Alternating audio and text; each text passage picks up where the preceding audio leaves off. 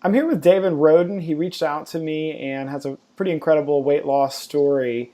And so, David, first off, just thanks so much for taking the time to chat with me. Maybe you could just tell me a little bit about yourself and where you're from. Yeah, thank you very much for having me on here. It's a pleasure to be here. For me personally, my name is David Roden. I'm from Grand Rapids, Michigan. I'm 24, and it's been a heck of a journey over the last 2.5 years for myself. So it's gonna be fun. I'm excited. I'm excited for this. Awesome. I believe that I saw at your biggest, you were over 410 pounds. Looking back, kind of to dive right in, what were some of the contributing factors that led you to becoming 410 pounds? Yeah. So I was always a big kid. Throughout my entire life, there's about a one picture that I've found that I wasn't then overweight in, and it was like when I was like 5. So that tells you I was always the probably double plus the size of everyone else around me. For me, it's kind of ironic just for the sake that my dad's actually a cardiologist. He's a heart doctor. And so understanding that knowledge isn't power is very, very known because I knew exactly what I was doing to myself throughout most, especially high school, but I did it anyways. But for me, I was drinking 15 to 20 Diet Cokes a day. I was eating an entire Costco bag size of Reese's a day. I would guesstimate probably around 8 to 10,000 calories a day of pizza, of any fast food, anything you think of. When I go to McDonald's, it'd be two double quarter pounder meals, a 10-piece chicken nugget, a large fry, and a large diet. That's what I would get pretty consistently. So with that weight, it was huge. I was pre-diabetic. I never hit diabetic, which is a blessing because that's a whole different game. And I had very, very high blood pressure, sitting at like without lisinopril, I was sitting at like 190 over 120 usually, which is pretty high. And so when it comes to like my nutrition, I would just eat very poorly, and it was one of those things where actually it's a long story about how it all happened. It involved my mom just from like her past of her family situation. And it really stemmed to my mom wanted to make sure that I felt as loved as possible. And whatever whatever I wanted, I got. And for me personally, it was food. And so it was like if I wanted pizza, I got a pizza. And in most families, it's like they know better. It's like, oh, Billy, you can't have a pizza tonight. You're gonna need to eat a salad.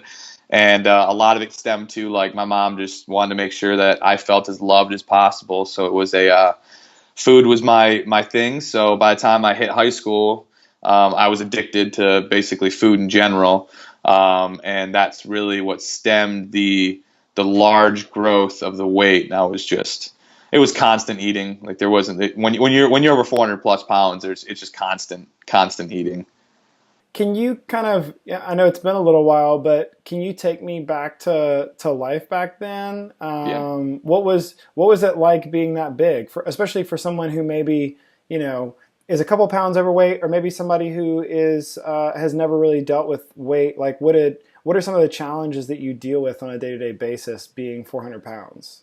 For sure. So you're literally, the easiest way I explain it is you've built yourself your own prison. Like honestly, it's like when I was in college, I would have to make this decision where if I had a class on the second or third level of a hall, I'd make the decision. I look really lazy by getting in the elevator, and hopefully no one gets in the elevator with me. Or do I take the stairs and pull out my phone after half a flight of stairs to quote unquote check the phone, but I'm actually just breathing because I just couldn't go any farther. So it was truly a prison where, I mean, when I would like nowadays where I'm just sitting there going and I do farmer's walks with two dumbbells of 80 pounds on each arm.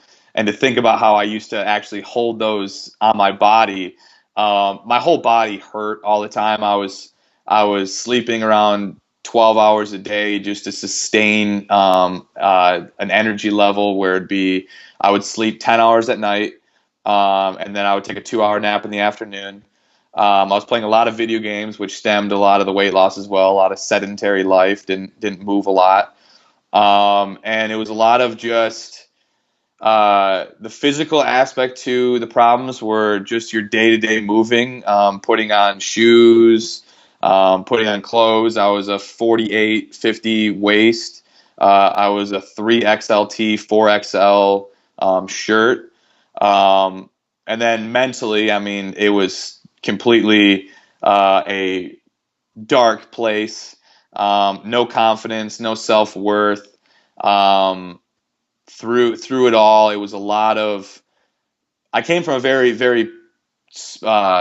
successful family where dad's a doctor, mom's a nurse, uncle's a lawyer, all that successful mentality of life. And here's me, senior year of high school, and because of my health and my mindset, I had a 1.8 GPA my senior year final semester because everything was falling apart physically, which then stemmed mentally and stemmed emotionally.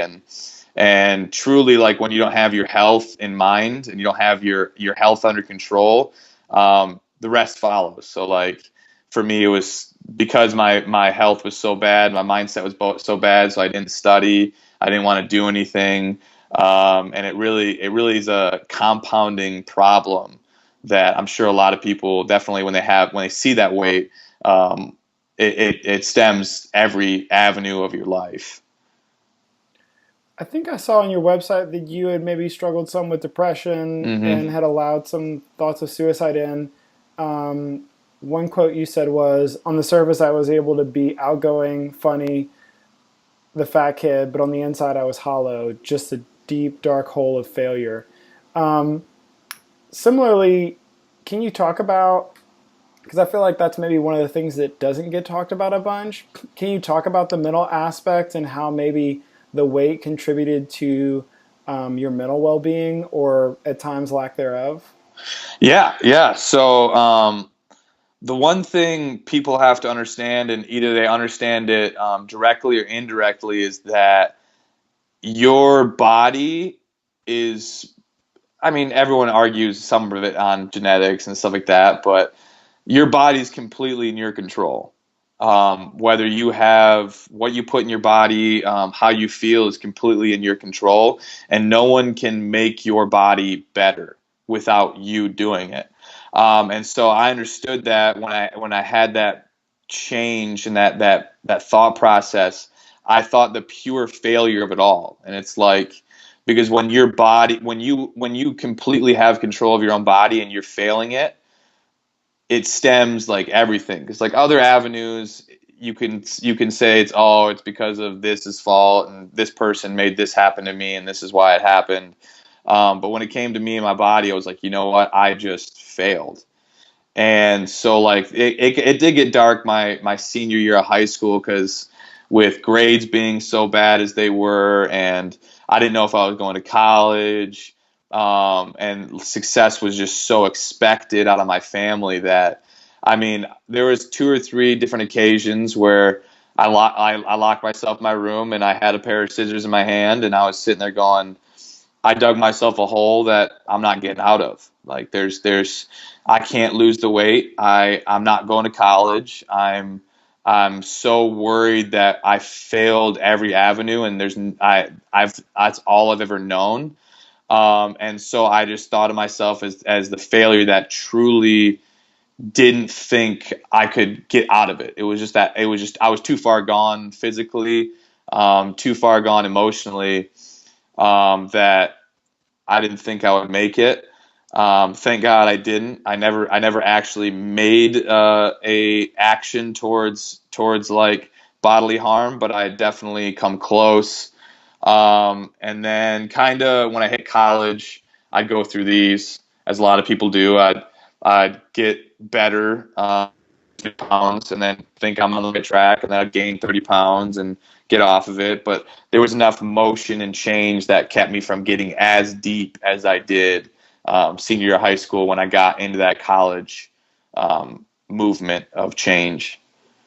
And did you have a rock bottom moment that you decided to make kind of a 180, or was it more of a gradual thing to kind of get you to where you are now? It was definitely gradual for me. So basically, when it came to my weight loss over the last 2 years, 2.5 years ago, I got connected with some incredible people that really helped transform my mindset. They're very entrepreneurial, success oriented, reading books on success, and I just started hanging around them. And so, like, it was one of those things where it was my buddy would be like, "Hey, let's go to the gym." I'd be like, "Okay, sweet." And I'd go to the gym with him, and he'd give me an idea of how to work out. And then we'd after the gym, he'd be like, "Hey, let's make some food," and he'd be like, "Okay," and he'd teach me some different things on this is good to eat, this isn't good to eat, let's not eat this, let's work on eating this. And so for the first like 40 pounds or so of my weight loss, it was a lot of just like surrounding myself with the right people, and they just helped guide me through that realm of the mindset. And then pretty much when I had lost like the 45, 50 pound mark is when I had that like click of like, you know what, I've lost enough in myself. My strength, my mindset is enough that I can do it. Like I've read enough books, I've listened to enough successful people that now like the momentum started kicking in where like I got that point, I got past that point where now that momentum wheel just starts going and going and going, and my mindset grew and grew and grew and grew, which then my results grew and grew and grew, and then my thought process grew, and then my results grew, and it was more of a gradual for me personally, because I know there's always that statement of most people don't change until the pain of staying the same outweighs the pain of change. So most people, it's like they don't lose the weight until they've had the stroke. They don't lose the weight until they've had the heart attack. They don't change. They don't stop smoking until they find out they have cancer. Something like that. It was more of like that law of association where I just started hanging around people that had more fulfillment and more power in their self image, and it just grew out on me, and I just kind of rubbed off on them, and it kind of helped me transform early into what I am now. I think that's a great reminder to invest in people around you, which sometimes, when you get far into this, and that's in the distant past, at least for me, you can forget how much those people early on kind of helped. Hmm.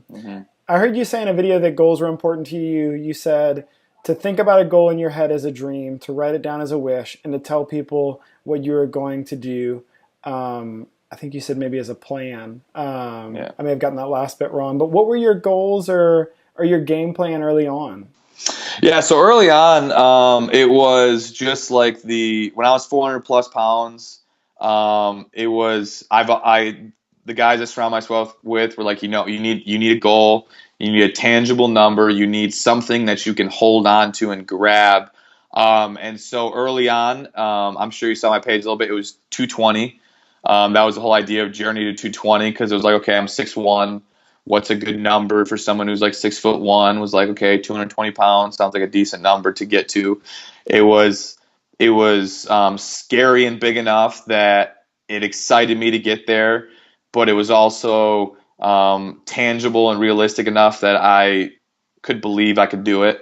So like that's what it was for me at first was 220. I had literally in my dorm room, I had the number 220 everywhere. It was on the ceiling above me. It was in the bathroom. I just put that number everywhere. So like anytime I woke up in the morning, it was that thought process of, okay, I'm getting closer to 220. I'm getting closer to 220. So like it was kind of ridiculous. Some of my roommates were getting sick of it because there's just 220s everywhere. But it was important to me because it was like always keeping that dream in front of you.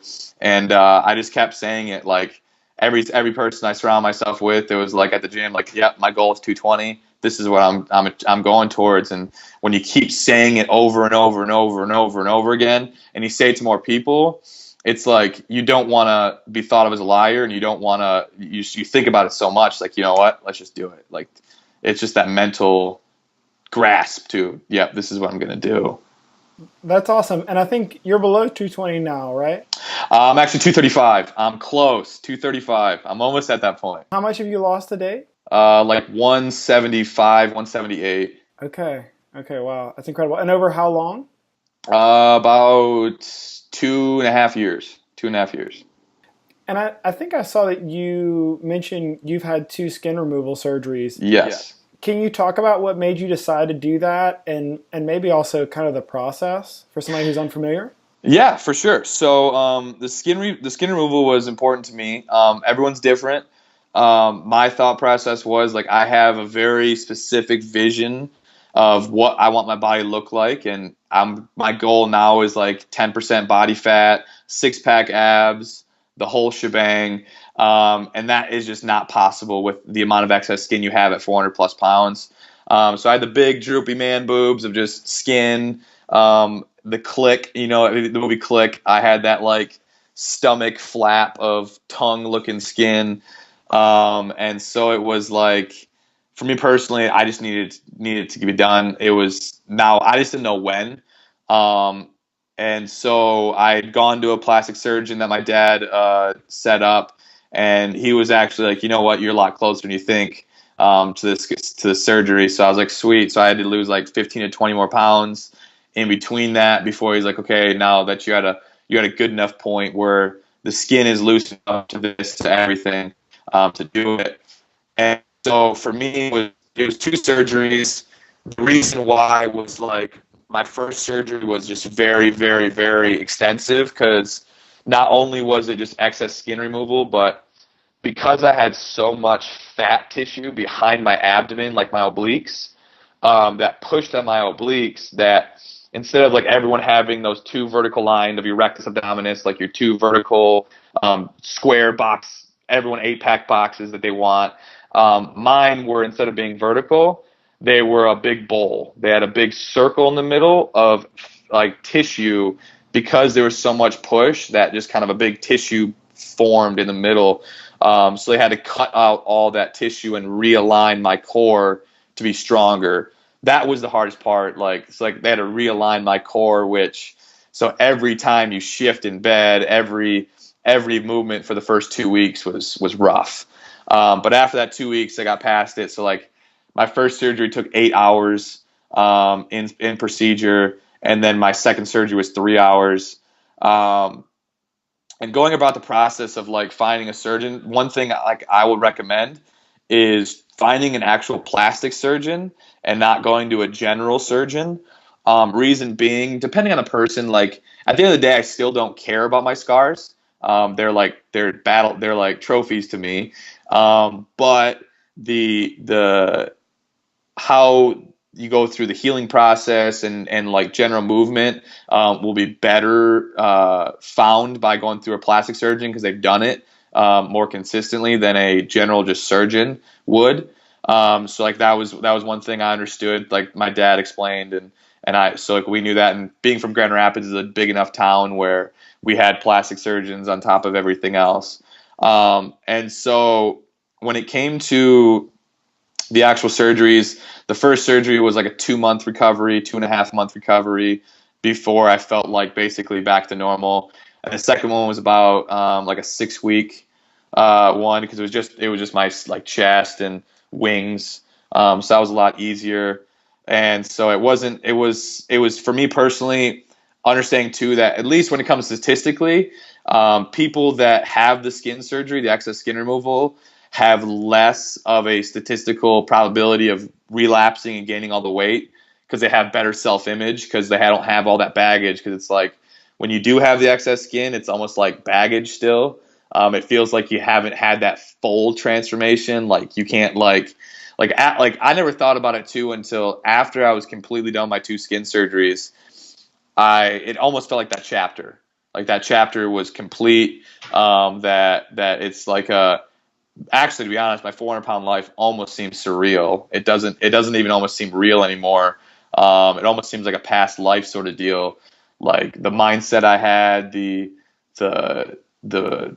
just the general daily activities I did just don't seem real. Like I did that playing video games for 12, 15 hours at one point in time. I just am like, wow, I can't believe I did that every day for a year, but I did. But yeah, so like the skin surgery was worth it to me. Biggest thing with that is making sure like I've had quite a few people ask me about it online, and remembering that take it as a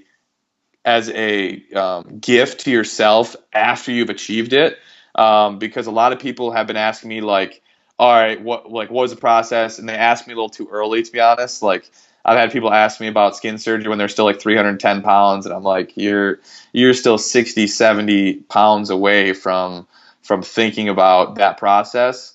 I would really just be like, stay in the grind of losing the weight, and then you'll know when it's the right time for you to start like taking on that next chapter of the skin surgery.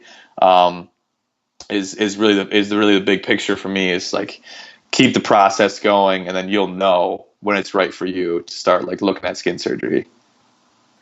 So you mentioned the farmer's walk, and you look like you're a pretty fit guy. What kind of physical activities are you doing these days? Yeah, so for me, I'm still a big advocate on the doing both cardio and weight training. The first 100 pounds of my weight loss, all I did was cardio. I had tried to start with weight training when I was 400 pounds, and like because my body was just so not used to it, it just fought back. Like I'd get I'd get double cramps in both my quads and hamstrings at the same time. And so it was just so bad that it just wasn't, it was hurting me more than it ever was getting me ahead. So like I stopped weight training when I was 400. All I did was cardio for my first 100 pounds. I would just incline walking, biking, stuff like that. Just the idea of burning calories, just get some calories getting burnt. And then nowadays I do a hybrid between um, cardio and strength training. So I actually did a bet with this girl in Oregon this week of who could run more miles, and I lost. And so I have to pay off the bet. But usually it's a pretty good. I do cardio 3 to 4 times a week, and I weight train 3 to 4 times a week. So maybe one day out of the week I do a two a day, where I'll do a run for 3 miles, and then at night I'll do a weight train, or I'll weight train in the morning and then run. But for the most part, I split it up between those days, and I take one rest day off a week. So strength training will be chest, tris, shoulders, back, bis, core, your general like weight training, and then cardio is usually running, but sometimes biking, depends on what it is. So it's very much that hybrid because you need both. You want it that it definitely helped me when I made that switch into weight training. Having that cardio built up definitely helped me because like I was able to do more quicker, because I had that built up over the year time frame. So today it's like, yeah, that nice hybrid between strength training and cardio to like really get the best of both worlds, to build muscle for metabolism, and cardio just to keep that cardiovascular system up to par. So were you close on the bet, or She had me by 3.5 miles, so I ended up running 21, and she ran 24 and a half, I think it was, or 25. Yeah, and I was doing, because of it, I was doing 2 days all week. So like, by yesterday was the last day, and my body was just down. Because I was way behind at one point at the beginning. So I had done leg day on Wednesday, and then because I was so far behind, I ran 6 miles that night, and like I lost feeling my legs about 2.5 miles in, and I was just like. I put on some of the hardcore music, and I was like, you know what, I'm gonna get 6 miles in. I don't know how, but I'm gonna get it in. So like I got that 6 miles in, and then I was pretty drained the rest of the week, but she got me. yeah, leg day and then a run? That's brutal. Yeah, it was brutal. You, I don't know if you keep current with it now, but you have a YouTube channel, or you hmm had one that you were kind of doing. Is there anything in particular that you're trying to focus on with that, or that you want to talk about? As far as with the YouTube channel. Yeah, I'm actually rebuilding it right now. It was one of those things where I should have kept on it. That's the human thing. Sometimes you just like you set it down, and I set it down last year right at the end of the semester with finals, before I graduated, and then I just never picked it back up. So I'm rebranding that right now, and I'm actually working with another buddy who's a film guy, and we're going to be really trying to build that vision of everyone really loves those YouTube videos the intense music with someone speaking in the background of like dreams, goals, aspirations. And so I'm going to start working on that for myself of like me doing physical activity and then doing that whole route. There'll be like my brand is the idea of mind, body, spirit, where if you can get your mind, your body, and your spirit right, you can do anything in this world. So I'm going to have like three general categories, which is like how do you build up your mind, how do you build up your body, and how do you build up your spirit. And so I'm working on the process of building that brand on YouTube again right now, which I'm really excited about, like having like 4-minute videos, very tangible, quick things that can help someone's day on a daily basis to like basically everything I did over the last 2.5 years, everything I've read. I've read a lot of books. I've listened to Tony Robbins probably more than I could count in hours. So I'm basically just doing that whole route and giving my 2 cents on it all, what I took tangibly through it. Awesome. Any life or physical goals that you're currently working on at the moment? Yeah, so when it comes to physical and life at the same time, my ultimate goal right now, so I'm 24. I want to run. It's a little outside, like it's the next 5 years, but by 30, I want to do an Ironman because I think that would just be huge. You go from 400 plus pounds to an Iron, because Ironman is like the peak of physical like strength. It's like if you can do an Ironman, you have the mental and physical strength to pretty much do anything. So like I want to do an Ironman by 30 is a big goal of mine.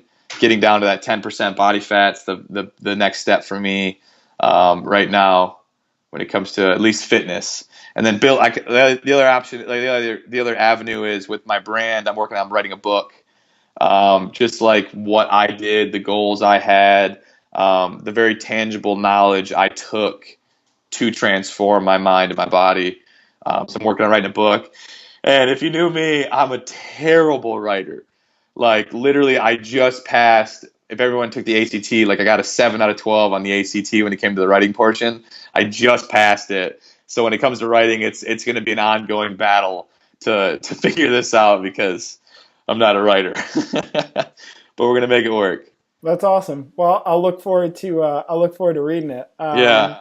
If you could say something to someone who was where you were when you first started on this journey, and maybe a few words to help them realize that there's hope, what would that be? Realizing there's hope. So at the end of the day, my biggest, I say it almost, it's in a lot of my videos, a lot of my Snapchats, stuff like that, is that it is worth it when you make it. I never thought about how stepping on the scale and being 100 pounds lighter, 150 pounds lighter. I mean, I actually I did think about it, but like the feeling it brings is euphoric. It truly is, and like it's crazy thinking about how every time I step on the scale, I get happier every single time because I'm progressing. And it's crazy how it's like my happiness is here, and then I see my goal set here, and then my happiness here. It's like everyone's asked like what's the happiest day you've had, and it's like, well, tomorrow when I step on the scale and I'm another pound lighter. And tomorrow, when I'm closer to my goal, it's like every day I get a little happier because I'm progressing every single day. And like when it comes to like the person who's trying to lose at least the significant weight, um, basically do something crazy, like throw everything in the house away that you know is bad for you.